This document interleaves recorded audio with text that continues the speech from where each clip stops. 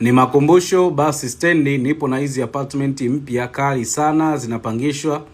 Zipo 4 kwenye compound, ni za chumba, sebule, jiko, choo na ni nyumba ya pili tu kutoka barabara ya lami. Hapa tuna option mbili za upangishaji.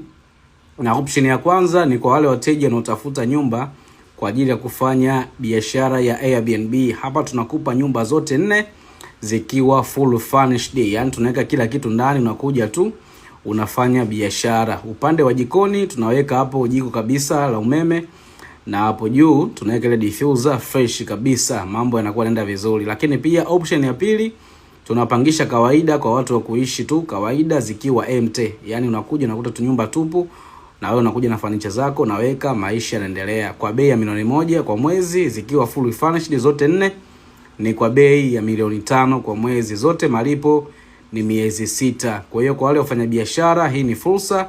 Tunakuwekea furniture nyumba zote. Kama ni mtu wa BNB, unakuja tu unaendeleza biashara. Milioni 5 kwa mwezi, malipo miezi 6.